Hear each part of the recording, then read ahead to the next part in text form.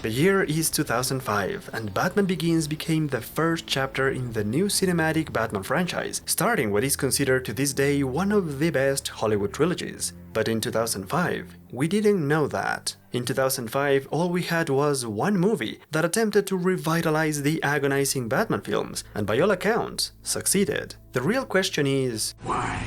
Is this movie really that great? Or was the context around it that made it work? Is it still as groundbreaking now as it was 20 years ago? Or was the Batman fanbase so desperate for good cinema that we ignore the obvious flaws of the movie? These are the questions that keep me up at night, because for all the great things that Batman Begins is praised for, its weakness and flaws are in many ways what makes it perfect. So without further ado, let's follow the example of Christopher Nolan in 2005, and let's begin with a swarm of bats covering the screen, unveiling a new Batman symbol. For most people watching this at the theater, it was just a new logo for a new movie. But for comic book fans of Batman, we know the meaning behind a new logo, as it always represents a new start, a new beginning, or better yet, a reboot. Batman Begins is indeed a reboot, one that perfectly matches the 1970s reboot of the Batman comics. In fact, all of the Batman movies follow the same timeline of the Batman comics, with the first two films by Tim Burton being a reflection of the dark and violent Batman of the Golden Age, while the following two movies by Joel Schumacher perfectly captured the colorful and ridiculous Batman of the Silver Age. That version of Batman completely ruined the reputation of the character in the late 1960s, until DC realized they needed a course correction. In order to fix Batman, they brought in new artists and writers to give him back his reputation and his dignity. And so they did, creating one of the most significant and amazing changes in the history of Batman, kickstarting the Bronze Age of comics in the process.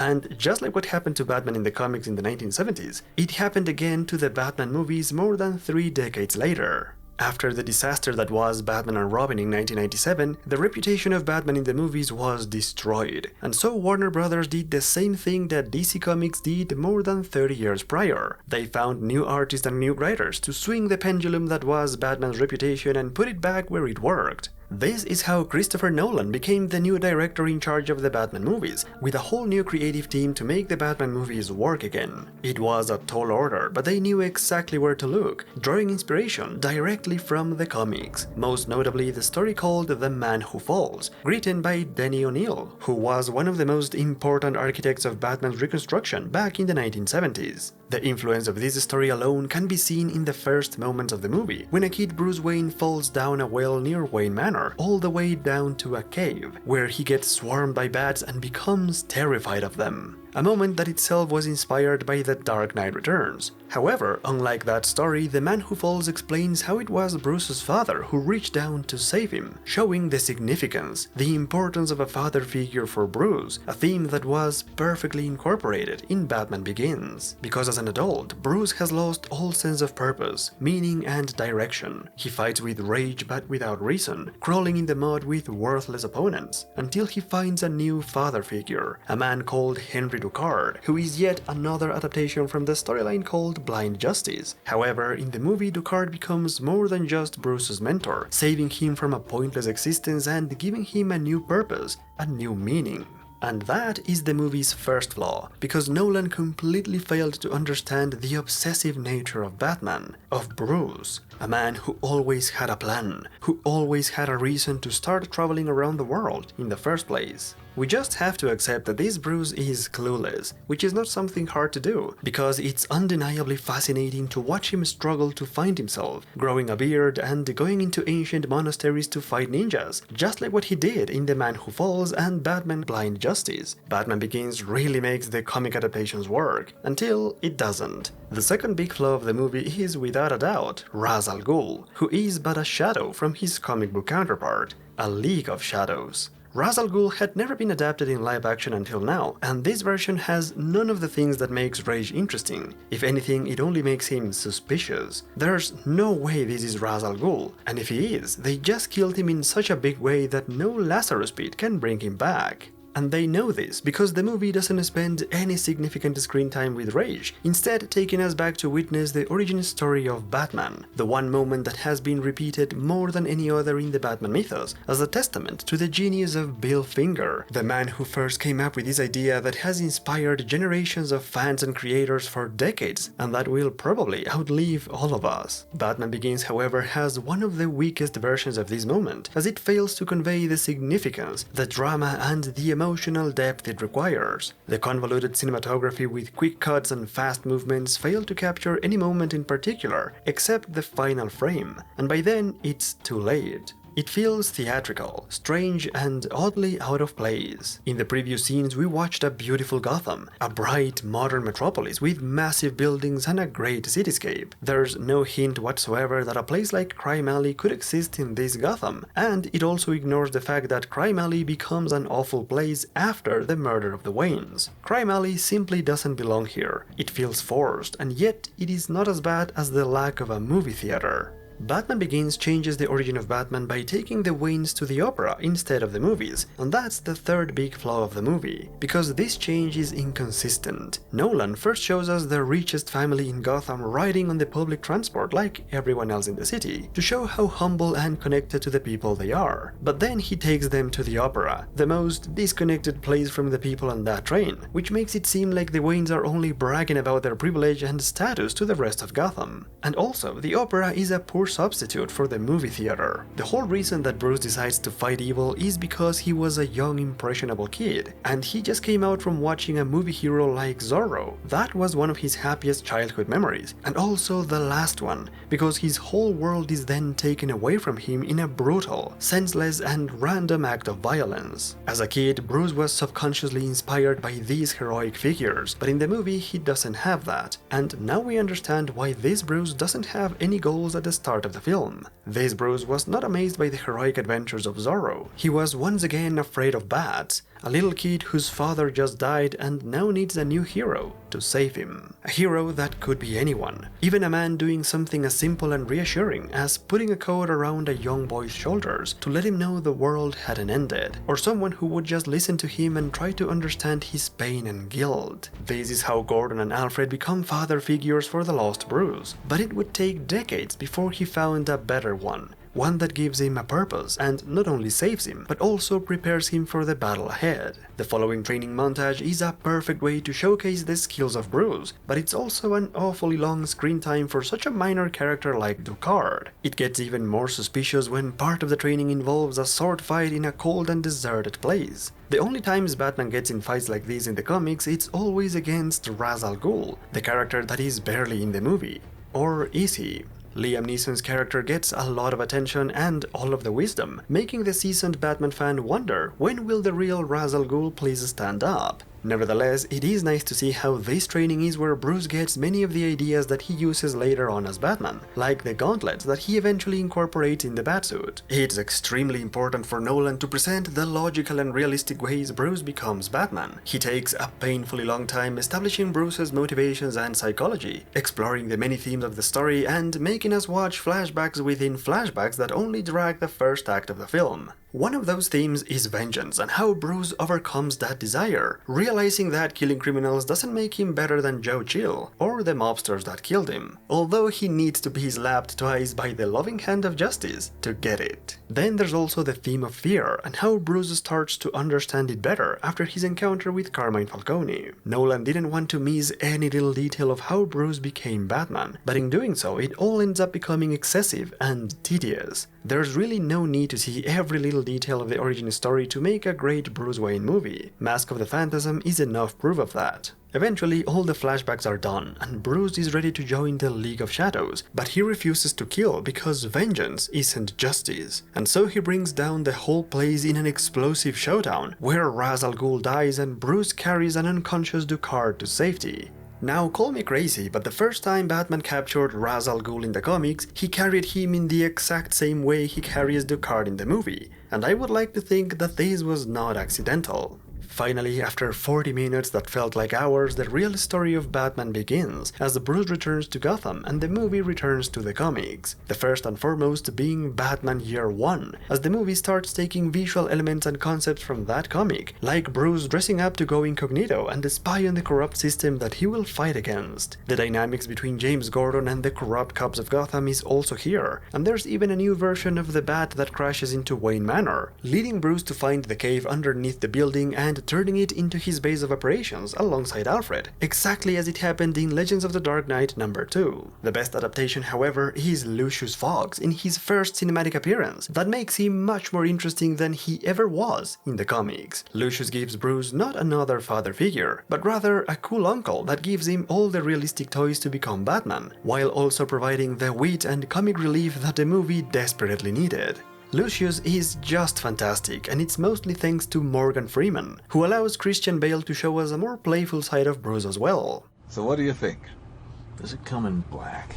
The chemistry between them is like a shot of adrenaline for the movie, turning this sequence into an energetic, fast-paced montage where we see the Batman mythos coming together in the most grounded and realistic way possible. The movie really goes out of its way to show us something the comics never had, which is the realistic practicality and functionality of all of Batman's arsenal, but taken to its logical extreme. All of which builds up to Bruce's first night out, which surprisingly is not adapted from any comic, but it's rather closer to that same moment from Batman: Mask of the Phantasm. Granted, the ending of this scene does take some visual cues from Year One, as Bruce collapses on a fire escape ladder, showing his lack of experience after making his presence known to James Gordon, who just like in Year One becomes an important character in the story. And it was about time it happened. It's been a little over an hour, and the movie also finally gives us a glimpse of Batman like we had never seen before, because we barely see him. This is an unstoppable, invisible force of nature that hunts down criminals one by one, lurking in the shadows and taking them out swiftly, effectively. It's a horror movie moment, with Batman becoming the monster, spreading fear as the main theme of the movie.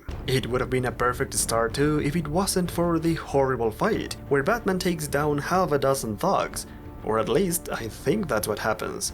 Visually, this fight is horrendous. It's barely understandable beyond the concept of a fight. It's chaotic, messy, and convoluted. The fights are the next big flaw of Batman Begins, because we don't watch this movie for the fight, but to see Batman manhandling Carmine Falcone and strapping him to a giant floodlight, creating the first bat signal, accidentally on purpose. Falcone, however, is a powerful man, and just like what he did at some point in The Long Halloween, he is once again forced to work with the new breed of criminals. Only this time it's a realistic version of the Scarecrow. Dr. Jonathan Crane has never been a better criminal psychologist, as he is now the man in charge of Arkham Asylum. This is how the movie establishes the new villain of the story and prepares us for the eventual confrontation between Batman and the Scarecrow. Everything else that happens in the meantime becomes irrelevant. The way Gotham reacts to Batman, the millionaire playboy act of Bruce, the murder of the DA, and the stolen machine from Wayne Enterprises are all just small pieces of a bigger puzzle.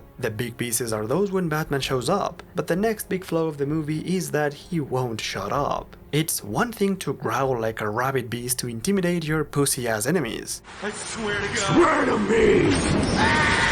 But doing that in normal conversation is absurd. As much as they try to make this Batman realistic and serious, this voice backfired badly, providing endless hours of hilarious parodies. That's not bad. I just lost my voice. Yeah, that sounds good. You're not just saying that. Yeah, no, I swear to God. Swear to me!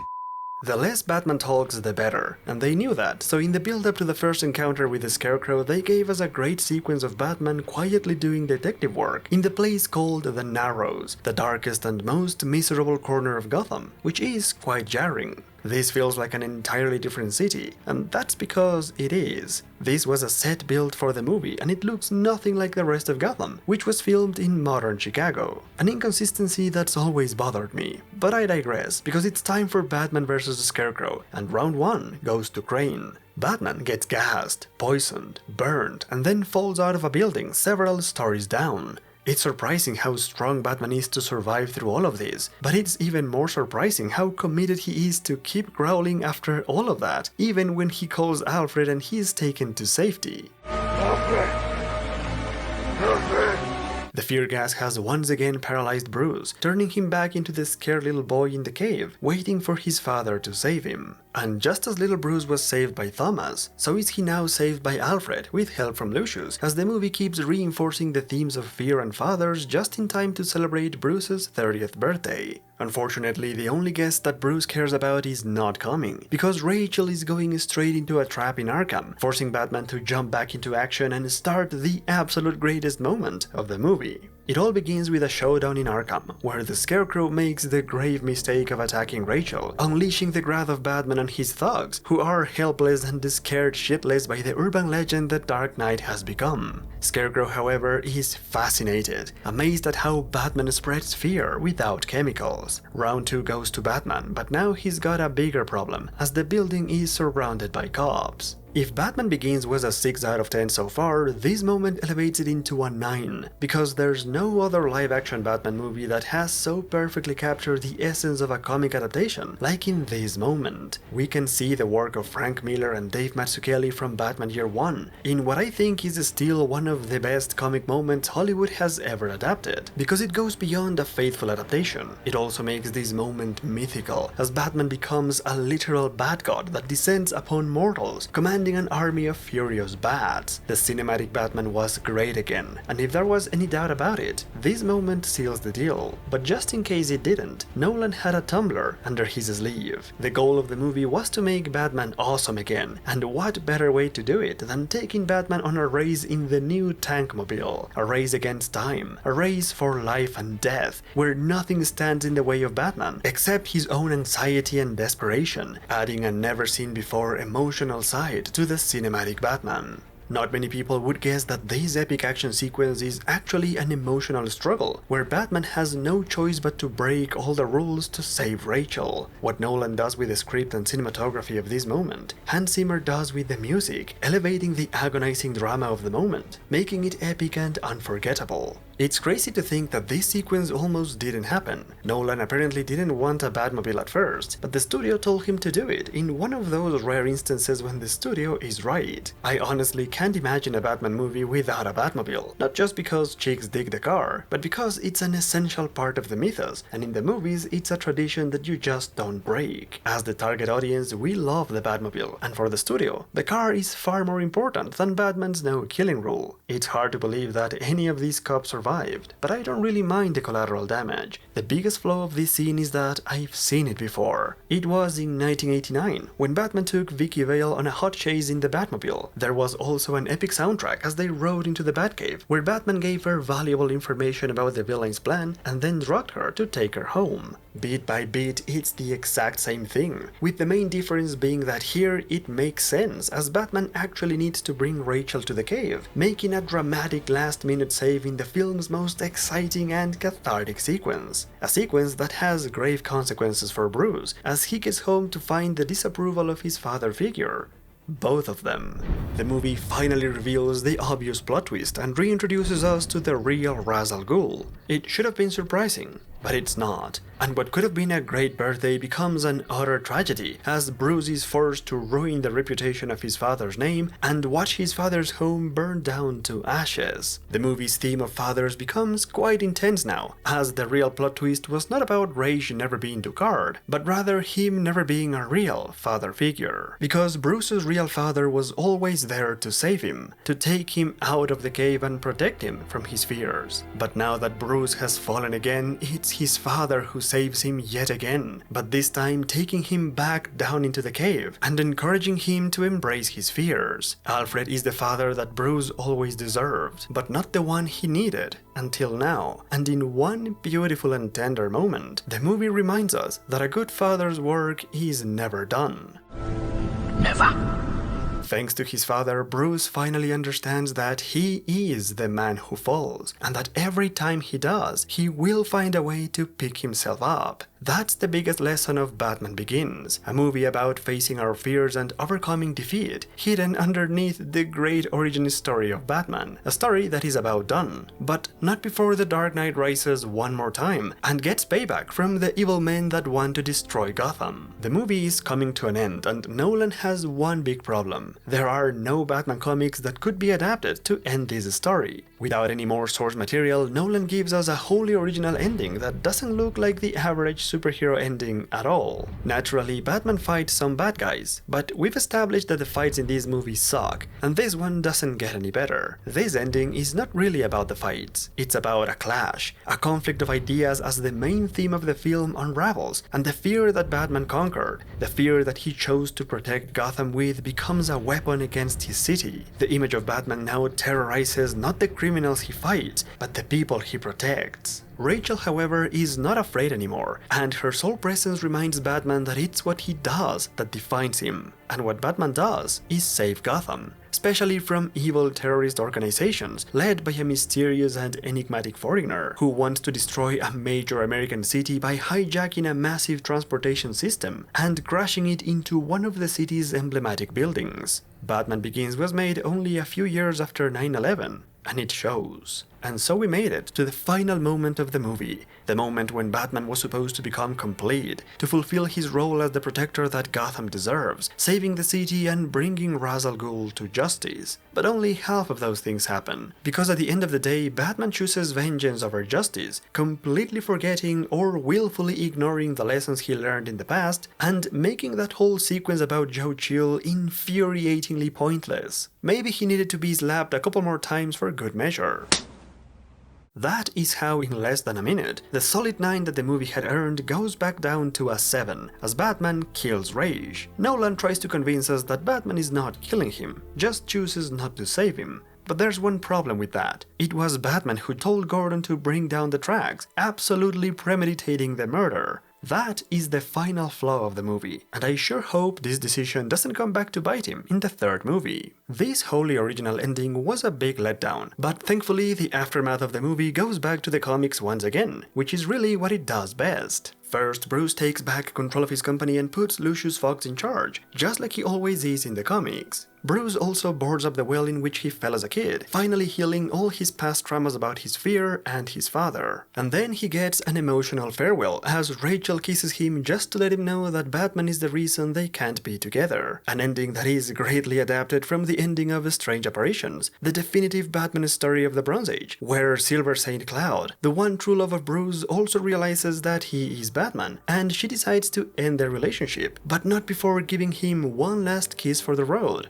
Exactly like Rachel does. And finally, the last great comic adaptation happens in the final moment, where Gordon reveals the bat signal and tells Batman about a new threat to the city, all of which is a great adaptation of the final moment in Batman Year 1, setting up the next chapter in the cinematic Batman franchise quite nicely. Christopher Nolan, however, couldn't have predicted that the sequel to Batman Begins would surpass the original on every single level, becoming a cultural milestone that quite literally defined superhero movies for years to come. But the success of The Dark Knight couldn't have happened without the flaws of Batman Begins. Warner Brothers wanted to make sure the reboot of the Batman franchise went well, so they didn't hesitate hiring an accomplished and visionary director, a great creative team, and a loaded, stellar cast. And the result was impressive, but far from perfect. Batman Begins was undeniably a massive improvement over the previous Batman movies, but it was only the first step in the exploration of the full potential that a serious and realistic Batman could have, and as with every first step, they slipped, stumbled, and fell. As much as it did to revitalize the Batman franchise, Batman Begins is a flawed movie. The pacing at the start is too slow compared to the rest of the film. The themes are heavy-handed and relentless, and the sepia, brownish tones of the majority of the second and third acts of the movie becomes boring after a while. And those are only the minor problems. The big ones stand out enough that I don't need to mention all of them again. What Batman Begins did in 2005 was good enough, but 20 years later, the same movie doesn't do enough, because at the end of it all, this movie feels incomplete. And that's the biggest flaw of Batman Begins, because it's not supposed to be a standalone movie. This is just the setup, the first chapter of bigger and better things to come, and that's what makes it perfect. In the end, it's not the ending of the movie that matters. It's quite literally the journey. The journey of Bruce Wayne to become Batman, the journey of Warner Brothers to bring back the Batman franchise, and the journey into the next big chapter of the Batman cinematic history that was just about to begin. Thank you all so much for watching this video, and a special thanks to Thomas Murray, Wall Scalar Batman, John Papp, Caronade, Marco Daniel, Gaetano Barreca, Kay, MP, Bob, and all of my Patreons. Thank you all so much for your support and for an amazing 2024, and I will see you in the next one.